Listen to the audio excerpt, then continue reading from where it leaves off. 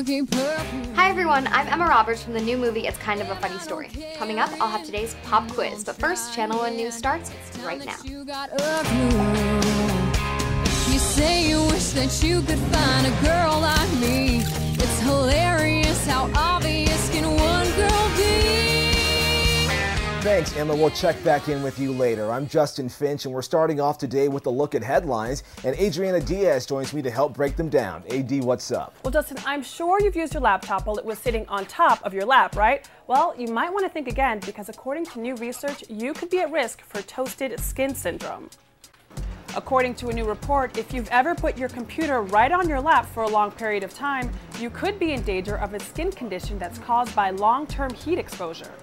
The skin begins to discolor, and one doctor even said it resembles skin damaged by long-term sun exposure. Now, Justin, what's the latest with the trapped miners in Chile? Well, remember how we said they'd be out by Christmas? Well, it looks like Christmas could come early this year. The country's president has said that they are, quote, very close to pulling the 33 miners to safety. Rescue crews in Chile are drilling holes to pull the men out, and they're getting it done well ahead of schedule. The miners have been trapped below 700,000 tons of rock since August. Through tiny shafts, they're said to be receiving 3 hot meals a day and fresh laundry, and are watching TV on a tiny projector. Next up, Justin, the grading scale used to judge the safety of cars and trucks, called the 5-star rating system, just got a little tougher. The federal government has announced new crash test ratings for the 2011 model cars that are stricter than ever before. The problem is that more and more vehicles have received 4- and 5-star ratings. Shoppers are having a harder time differentiating vehicles with truly exceptional safety performance. The tests include new technologies and a side crash pole to mimic a collision with a tree or telephone pole.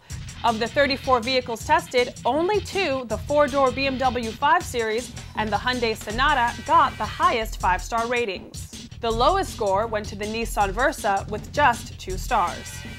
Okay, AD, I've got one last one to add to the mix, and for this one, let's give it up for all the teachers out there. That's because public school teachers shelled out more than $1.3 billion from their own pockets to buy stuff for students last school year, according to a recent survey.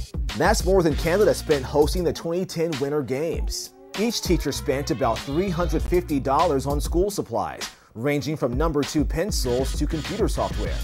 But teachers are still feeling the pinch of the economy. They spend on average $40 less than they did last year, but that's still a lot of money. Yeah, Justin, especially in this tough economy when everyone's cutting back. But I guess there's a will, there's a way, right? That's right. Yeah, we are all caught up on your Wednesday headlines. When we come back, find out how much time in prison the man behind the Times Square bomb scare will get for his crime. I see you smiling, I catch you staring.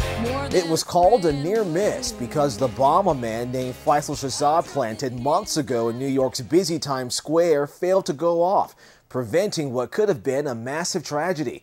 He was found guilty in court, and Shelby Holiday tells us how he will be punished. The sentence for Faisal Shahzad came down yesterday, and the bomber will now spend the rest of his life behind bars. Here's where it all went down, in New York City's crowded Times Square. About 500,000 people pass through here every day. Police say Shahzad parked a vehicle here and loaded it with propane tanks, gas cans, and even powerful fireworks.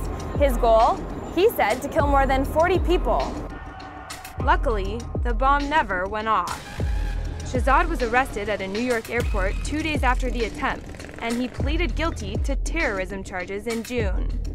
Prosecutors submitted this video as evidence why Shahzad should spend the rest of his life in jail. They say this FBI prototype is what Shahzad's bomb could have looked like if detonated properly. Investigators say the bomb, as designed, had a 100-yard blast radius and the ability to spread flames and debris outward in a concentrated 140-degree arc. Former federal prosecutor Anne-Marie McAvoy says Shahzad's plan, although flawed, set a dangerous example for other would-be terrorists. He's shown them essentially how to do this very easily with just one person and a few $1,000s what you can accomplish. These folks are out to kill us. That's what they're all about. Shahzad said he was planning to set off a second bomb just 2 weeks later if his first attempt hadn't failed. Prosecutors say Shahzad studied real-time video of Times Square and used internet webcams to determine when and where he could inflict the most damage. They say he was determined to target Americans on a large scale. Shahzad was born in Pakistan and became a U.S. citizen just 1 year ago. He told investigators that the Taliban gave him explosives training and more than $15,000. This video shows a calm Shahzad in training. We have decided that we're going to range an attack inside America. During his sentencing this week, Shahzad read a statement to the court describing himself as a Muslim soldier. He said that defeat of the U.S. is approaching, and he warned Americans to brace themselves for future attacks. When the judge asked Shahzad if he had any final words, Shahzad said, quote, "I'm happy with the deal God has given me." Shelby Holiday, Channel 1 News. After the break, meet some teen artists who are not starving for their art. And Emma Roberts is back to take over for your pop quiz.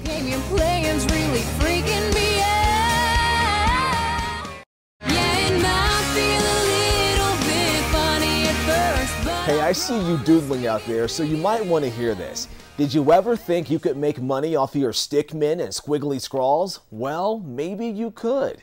Check this out. Some with delicate brushstrokes, and others using a little more power.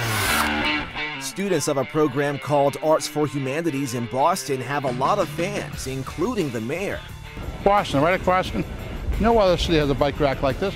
Those racks and lots more of their artwork is all over the city, but it's not only showing off impressive arts and crafts, it's a way to fight poverty. These are kids from across Boston who come from underserved families and neighborhoods in crisis. It was about possibility. I didn't know kids got paid to paint or do art. Stan was a student, but now he designs shoes for Reebok.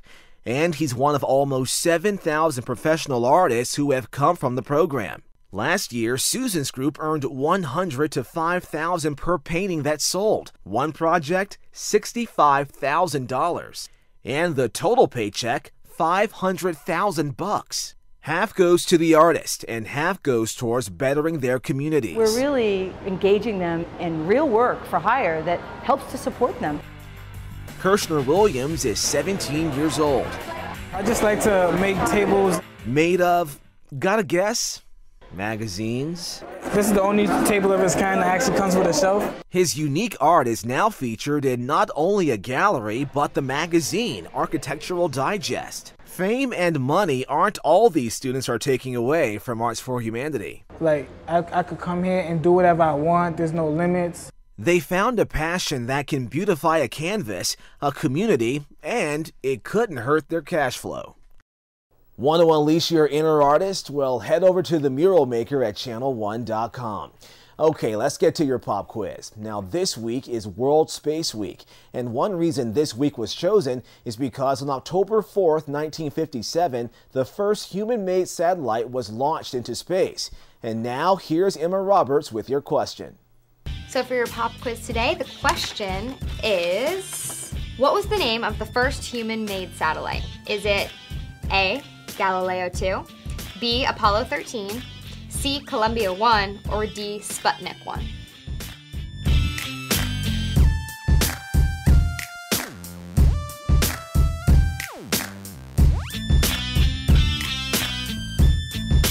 Are you guys ready for the answer?